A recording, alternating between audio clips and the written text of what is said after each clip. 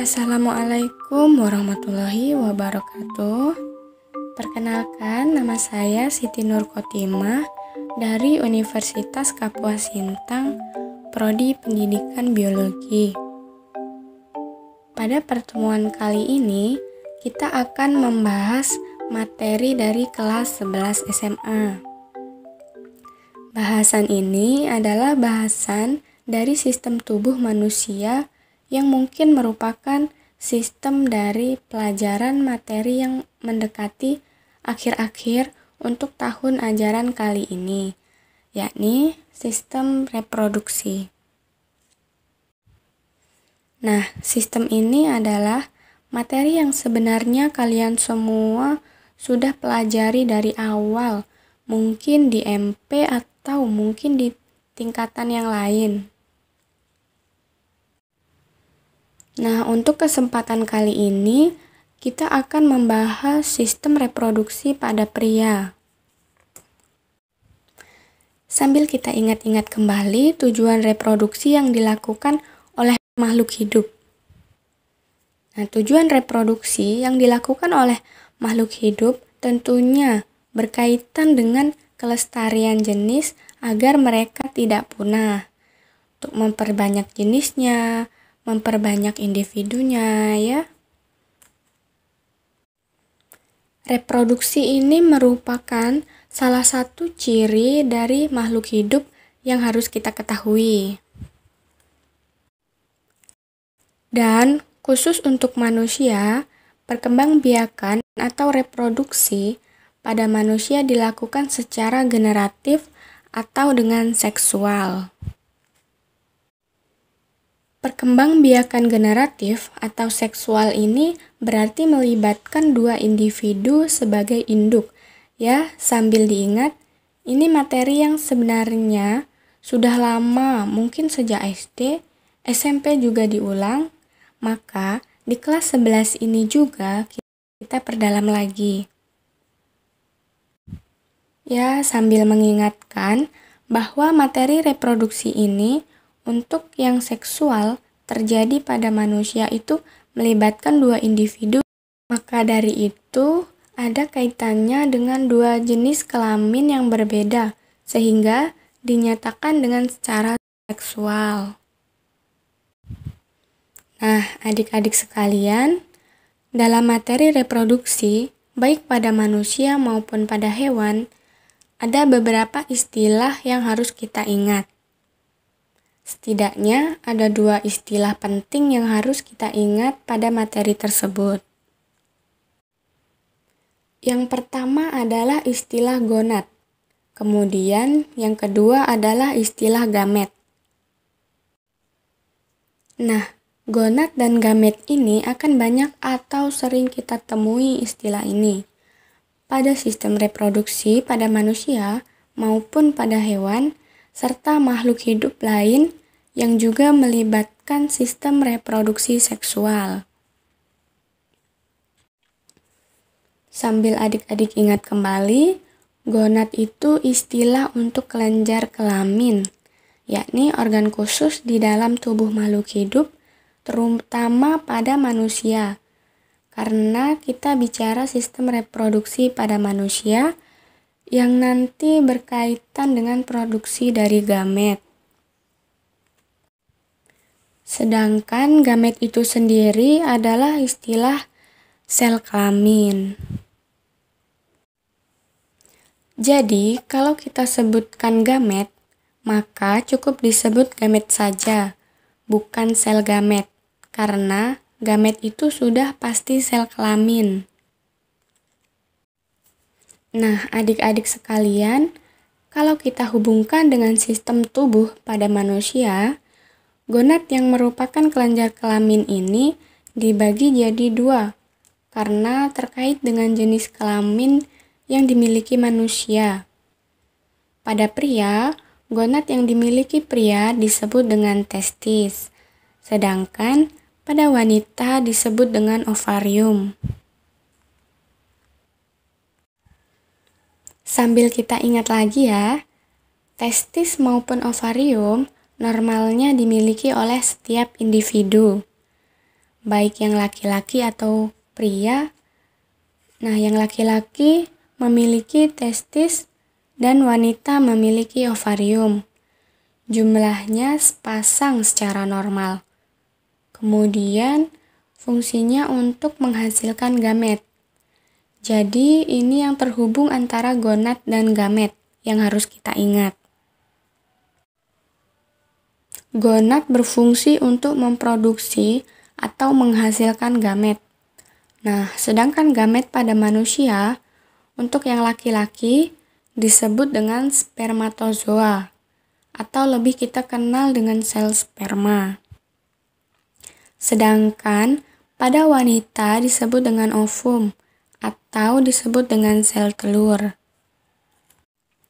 Nah, gonad antara testis dan ovarium tentunya tidak bertemu. Tapi kita kalau bicara tentang reproduksi pada manusia, yang bertemu nantinya adalah sel spermatozoa dan ovum ini. Lewat suatu proses yang kita kenal dengan istilah fertilisasi. Nah, adik-adik semua, bahwa gonad dan gamet ini terhubung dan hubungan gonad memproduksi gamet. Sambil kalian ingat pula, mungkin di materi yang sebelumnya sistem endokrin ya, atau sistem hormon, bahwa gonad selain menghasilkan gamet, dia juga menghasilkan hormon tertentu yang terkait dengan sistem reproduksi. Nah, sambil diingat bahwa testis itu menghasilkan hormon testosteron yang terkait dengan sistem reproduksi atau perkembangbiakan pada manusia, terutama pada pria. Kalau ovarium itu berfungsi menghasilkan hormon estrogen dan progesteron. Sekarang kita bahas pada sistem reproduksi pria. Berarti kita fokus pada organ kelamin yang salah satunya adalah gonad berupa testis. Fungsinya untuk menghasilkan gamet spermatozoa. Sambil kalian ingat kembali ya, istilah ini penting. Kenapa? Karena nanti kalian bisa menemukan banyak di dalam soal-soal maupun di buku yang terkait dengan bab ini, bahwa proses menghasilkan gamet diistilahkan dengan gametogenesis. Gameto itu artinya gamet, genesis itu pembentukannya.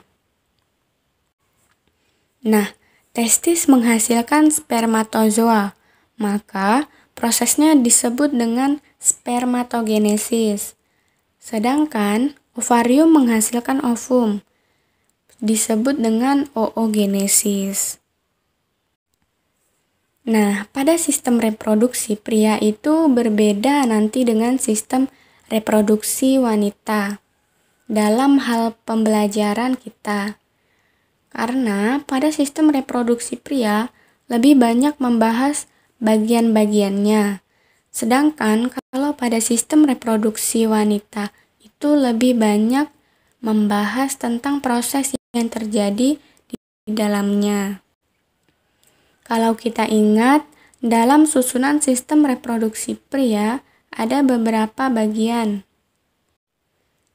Sesuai dengan sudut pandang yang berbeda, ada yang membaginya berdasarkan letaknya, sehingga disebut dengan organ eksternal dan organ internal. Ada juga yang membaginya berdasarkan fungsinya. Berarti dibagi berdasarkan fungsinya itu menjadi dua. Ada organ yang merupakan kelenjar. Kelenjarnya pun merupakan kelenjar utama. Kita mulai dari organ yang pertama, yaitu penis. Di bagian dalam penis terdapat jaringan-jaringan yang akan dialiri darah jika pria terangsang, yang membuat penis menjadi keras atau mengalami ereksi. Ukuran penis Ada yang sama ketika rileks maupun mengeras. Ada pula yang menjadi jauh lebih besar. Penis berfungsi sebagai saluran kencing atau urin sekaligus tempat keluarnya sperma. Yang kedua yaitu skrotum. Skrotum adalah kantong yang terdiri dari kulit dan otot yang membungkus testis. Skrotum ini bertugas mengontrol suhu testis agar sesuai untuk memproduksi sperma. Nah, yang ketiga yaitu testis. Testis adalah organ utama yang dimiliki oleh pria. Testis atau buah zakar adalah pabrik sperma dan hormon testosteron. Hormon testosteron memiliki banyak peran, mulai dari tumbuhnya bulu halus, jambang, dan perubahan suara saat pubertas, tumbuhnya otot, hingga mendorong munculnya dominasi, agresi, sifat kompetitif pada pria. Kemudian yang keempat, epididymis, merupakan saluran yang keluar dari testis.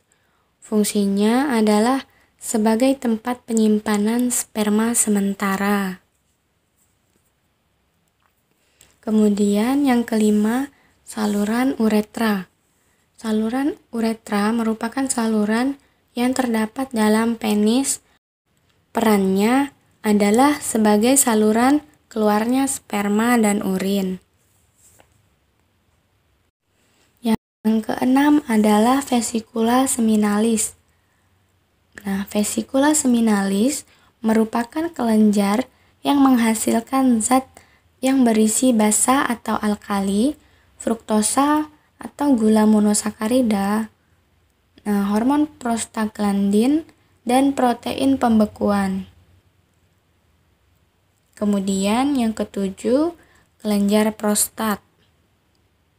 Kelenjar prostat ini terletak di bawah kandung kemih. Fungsinya adalah menghasilkan cairan yang bersifat asam. Kemudian yang terakhir, yang kedelapan, yaitu kelenjar Cowper. Nah, kelenjar Cowper menghasilkan lendir dan cairan bersifat basa. Fungsinya adalah untuk melindungi sperma dengan cara menetralkan urin yang memiliki pH asam yang tersisa dalam uretra. Cairan tersebut juga melapisi uretra untuk mengurangi kerusakan pada sperma selama ejakulasi.